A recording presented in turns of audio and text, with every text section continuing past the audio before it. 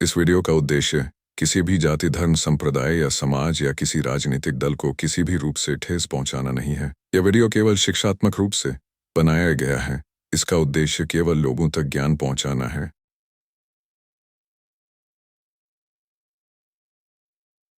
सत्य की जिज्ञासा चैनल में हमारे सभी दर्शकों का हार्दिक स्वागत है। दोस्तों, आज मैं टॉपिक ले रहा हूं एडीआर। पूरे भारत देश में एडीआर सुनकर खास करके पुलिस वाले ये समझ जाएंगे आकस्मिक मृत्यु। पुलिस की भाषा में जैसे पहले आईपीसी था तो 302 यानी कि मर्डर केस, उसको भुलाने के लिए अभी और 10-20 साल लगेगा, क्योंकि 100-150 साल से वही 302 सब समझ रहे हैं। वैसे एडीआर में पुलिस तुरंत समझ जाएगी कि आकस्मिक मृत्यु। जब कहीं कोई आकस्मिक मृत्यु हो जाती है, कोई गले फांस ले लेता है या ट्रेन के नीचे कूद गया या जहर खा लिया, पॉइजनिंग कर लिया, यानी कि उसकी आकस्मिक मृत्यु किसी भी कारण से हो गई, मर्डर नहीं है, आकस्मिक मृत्यु, तो उसे कहते हैं एडीआर। एडीआर बोल के पुलिस मामला दर्ज कर लेती है और फिर उसकी तपाश चालू करती है। लेकिन आज मैं इस एडीआर की बात नहीं कर रहा हूं, इसलिए मैं जिस एडीआर की बात कर रहा हूं, यह वीडियो पूरे भारत देश में जितने भी 16 साल के हैं वो आगे अगले साल में 17 साल हो जाएंगे, तो 17 के बाद क्या हो जाएगा, 18 साल हो जाएगा और वो बालिग हो जाएंगे। तो एज 18 यानी कि बालिग, चाहे लड़की हो चाहे लड़का हो, कन्या हो या किशोरावस्था हो, 18 से मरे पर्यंत 100 साल तक के लिए यह वीडियो है। दोस्तों, मैं उस एडीआर की बात नहीं किया तो मैं किस एडीआर की बात किया? यह है एडीआर कोड। हाथ जोड़कर पूरे भारत देशवासियों के लिए, अब उस भारत देश में माननीय प्रधानमंत्री जी आ गए, महामहिम राष्ट्रपति महोदया जी आ गई, सुप्रीम कोर्ट के माननीय चीफ जस्टिस भी आ गए, सर्वोच्च न्यायालय, बॉम्बे हाई कोर्ट के चीफ जस्टिस आ गए, पूरे स्टेट के जितने चीफ जस्टिस हैं वो भी आ गए और एक सामान्य आदमी भी आ गया। दोस्तों, एक कोर्ट होता है एमपी एमएलए कोर्ट। मैं सभी लोगों से हाथ क्यों जोड़ा? ये वीडियो सभी के काम का है। आए दिन कानों में आवाज आती है, लोग चिल्लम चाली करते हैं। अब चिल्लम चाली करने वालों में से कौन कौन है? भारत देश की समस्त पार्टियां। अब आप बोलेंगे समस्त पार्टियां? हाँ, समस्त पार्टियां। क्यों? कभी कभी बीजेपी भी चिल्लाती है। जब कांग्रेस की सरकार किसी स्टेट में रहती है तो बोलते हैं वोट में गड़बड़ी हो गया, और जब बीजेपी की सरकार पूरे भारत देश में और किन्हीं किन्हीं स्टेट में नहीं भी आती है तो भी लोग चिल्लाते हैं। अब लोग में कौन चिल्लाएंगे? विरोधी पार्टी चिल्लाती है और सचमुच में उनके कार्यकर्ता भी चिल्लाते हैं, तो लोग आ गए इसमें। खास करके आप क्षमा करना, मैं नाम लेकर बोलना चाहूंगा, माननीय श्री राहुल गांधी जी। शायद जितना रिस्पेक्ट मैं दे रहा हूं उतना शायद ही कोई देता रहेगा कि नाम के आगे माननीय भी लगाया और श्री भी लगाया, डबल डबल। इसी हिसाब से माननीय अखिलेश यादव भाई और बहन मायावती जी, कांग्रेस की पार्टी हो, बीजेपी की पार्टी हो, शिवसेना की पार्टी हो, शिवसेना के 2 दल हैं, दोनों दल की मैं बात कर रहा हूं, बहुजन विकास आघाड़ी की भी बात कर रहा हूं, अरविंद केजरीवाल साहब के पार्टी की भी मैं बात कर रहा हूं, माननीय श्री शरद पवार साहब के पार्टी की भी मैं बात कर रहा हूं। पूरे भारत देश की समस्त पार्टियों के साथ माननीय श्री राज साहब ठाकरे की भी मैं बात कर रहा हूं दोस्तों, और आदि इत्यादि शब्द लगा देता हूं कि और अगर कोई भूला हो, किसी को मैं भूला हूं तो उनका भी मैं नाम ले रहा हूं, ऐसा आप जान जाइए। दोस्तों, जिस तरह से कि मैं आपको बता दूं, मेरे जेब में है ये इलेक्शन कार्ड। इसके लिए पूरे भारत देश में चर्चा का विषय बना हुआ है। False vote, false voting, EVM machine का घोटाला, तमाम तरह की बातें सभी लोग करते हैं। मैं आपको बता दूं दोस्तों, इलेक्शन में चाहे कोई नगर सेवक हो, चाहे कोई एमपी हो, चाहे कोई एमएलए हो, विधायक, सांसद बैठते कहां हैं? संसद में। और संसद भवन में जो बैठा उसको संसद भी कह सकते हो, सांसद भी कह सकते हो, लेकिन जहां भवन में बैठे हैं वो है संसद भवन। दोस्तों, एक होती है विधायिका। विधायिका कार्य क्या करती है? कानून को बनाती है। रक्षक ही बने भक्षक, तो क्या होगा जरा गौर से सोचिए। यदि किसी देश का राजा प्रजा से गया गुजरा हो तो क्या वो राजा हो सकता है? नहीं हो सकता है। किसी भी इलेक्शन में दोस्तों, चाहे लोकसभा का इलेक्शन हो, चाहे राज्यसभा का इलेक्शन हो, कोई भी कैंडिडेट जब खड़ा होता है तो उसके पास कितनी संपत्ति है, चाहे आपके पास 10,000 करोड़ की भी संपत्ति है तो भी आप इलेक्शन लड़ सकते हैं। 1,00,000 करोड़ की संपत्ति है, आप खानदानी राजा हैं, तो भी आप इलेक्शन लड़ सकते हैं, कोई मनाही नहीं। लेकिन आप अपने शपथ पत्र में, एफिडेविट में अगर आपने कुछ छुपाया है तो आज नहीं तो कल आप पे मामला दर्ज हो जाएगा। अगर आप हार गए तो शायद विरोधी ने चिल्लाए, अगर आप जीत गए तो सब आपके दुश्मन। आपको भी मालूम है ये बात। कोई बात नहीं, खुदा न खास्ता खोटी शपथ पत्र दे करके आप एमपी बन गए या एमएलए बन गए, सांसद बन गए, संसद भवन में बैठ भी गए, आप नए नए कानून भी बना रहे हैं, लेकिन आपने शपथ पत्र गलत दिया हुआ है। उसके बाद आपकी शपथ विधि भी हो गई। अगर आपका शपथ पत्र गलत है तो उसी टाइम पे अगर कोई ऑब्जेक्शन ले लिया और वो डिक्लेयर हो गया, तब तो शुरू में ही मामला सब गड़बड़ झाला हो जाएगा।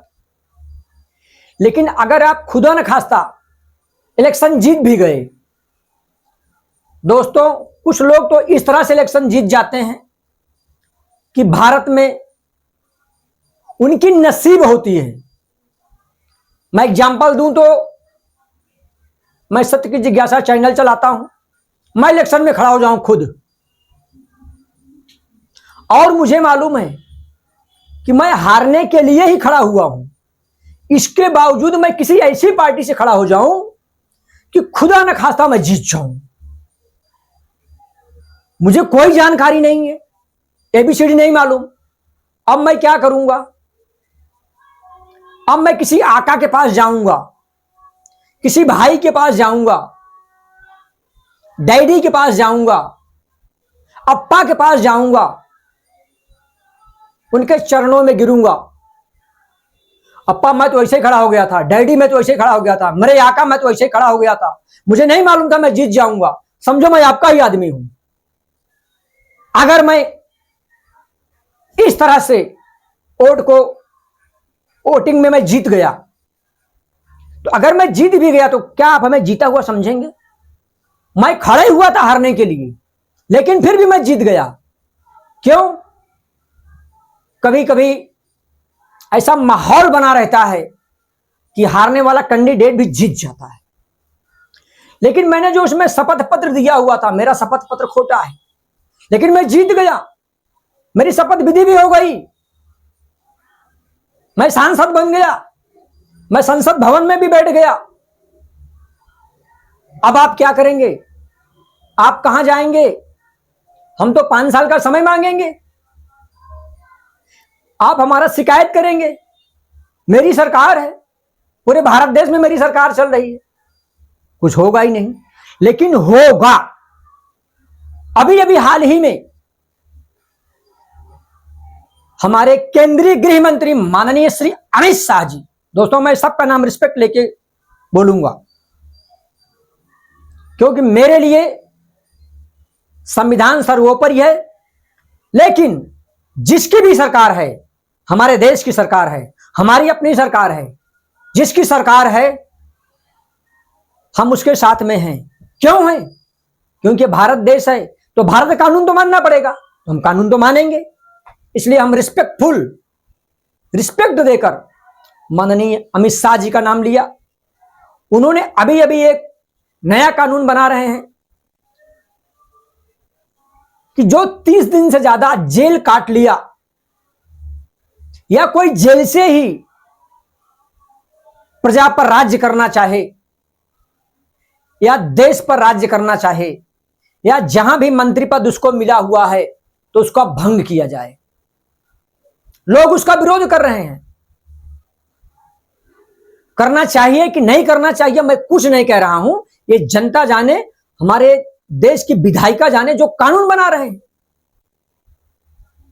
लेकिन जब 30 दिन जेल में जाने के लिए कोई डर रहा है या वो 30 दिन बजाय 3 साल भी जेल में रह के अपनी सरकार चला रहा है तो इसे क्या कहेंगे? किसी भी मंत्री हो, विधायक हो, एमपी हो, एमएलए हो, नगर सेवक हो, कोई भी मंत्रालय का कोई भी मंत्री हो, कोई भी आदमी हो, अगर उसके ऊपर मान लो पॉक्सो का मामला दर्ज हो गया,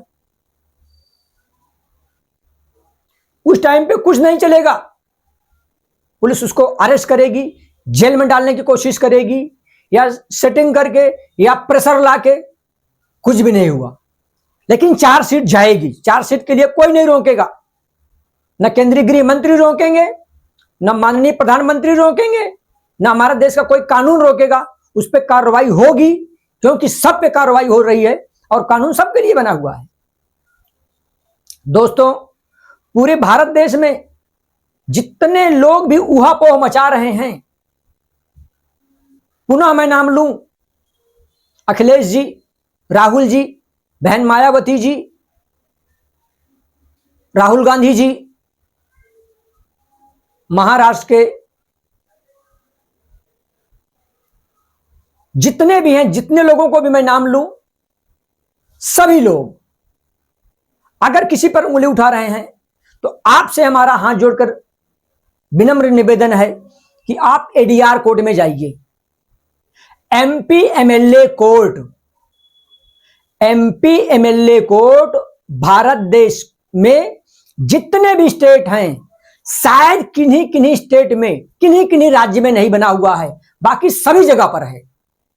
महाराष्ट्र में बॉम्बे हाई कोर्ट में जाइए, आप शिकायत दीजिए, वहां पर फास्ट ट्रैक से केस चलेगा और जिस शपथ पत्र पर कोई कार्रवाई नहीं हो रही है वो सलाखों के पीछे नजर आएंगे। राहुल गांधी जी चिल्लाते हैं असा झाला, तसा झाला, कसा झाला। अगर सचमुच में झाला है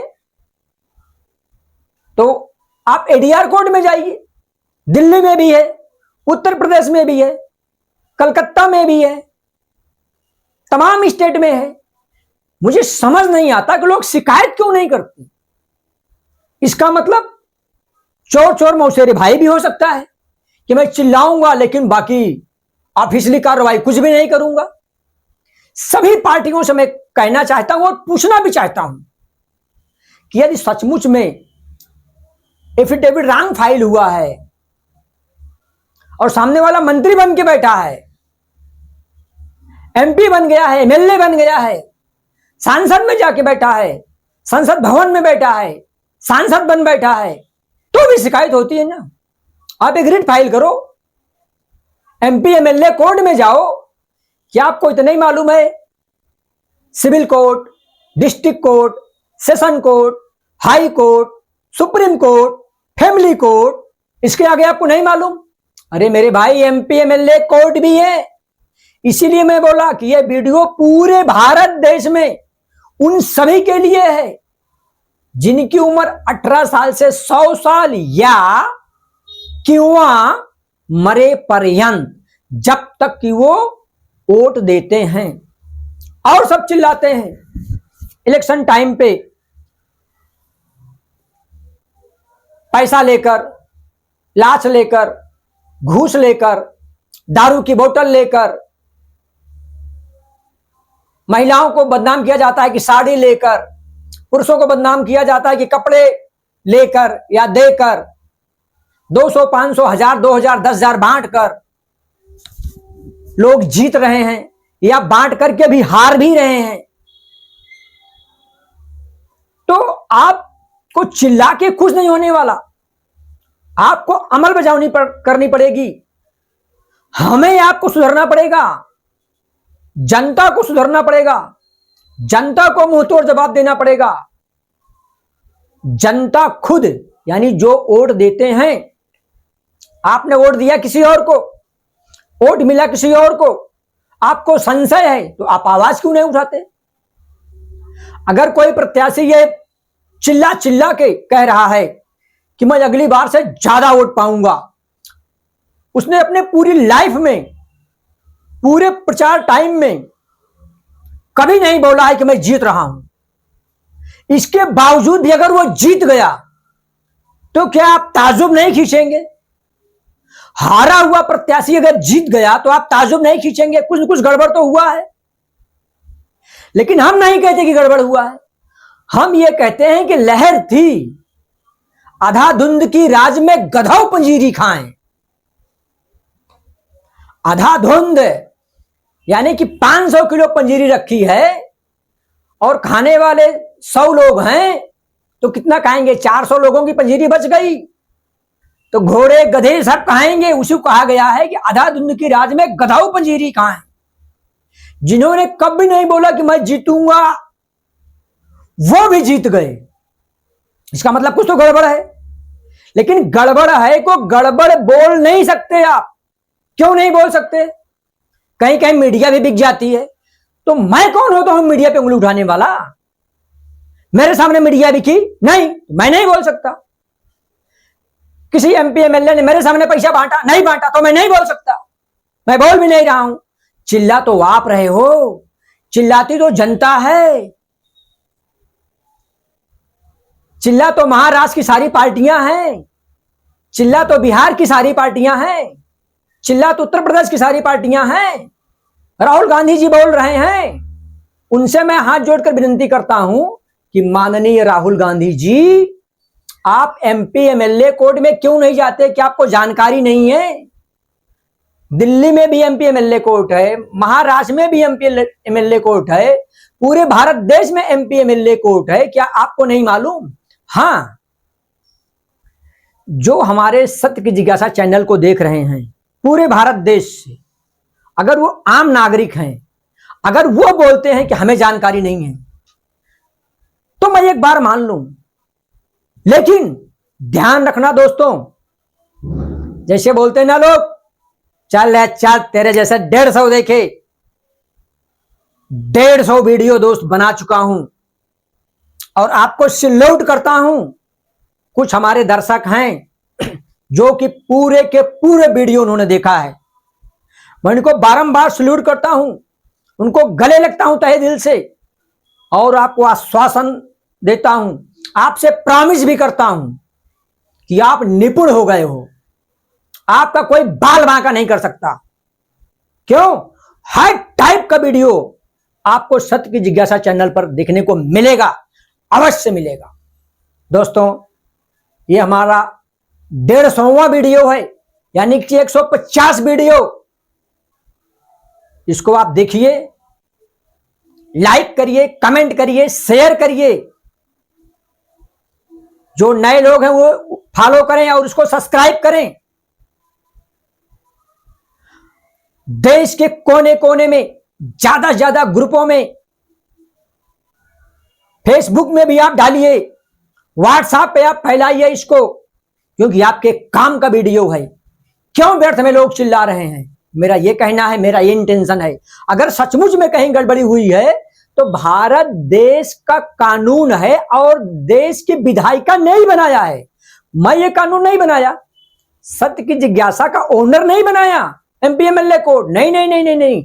मैं तो हाथ जोड़ के आपकी आंखें खोल रहा हूं कि आपकी दोनों आंखें हैं, दोनों कान हैं, आपको दिखाई पड़ता है, आपको सुनाई पड़ता है, तो आप एमपी एमएलए कोर्ट में जाइए।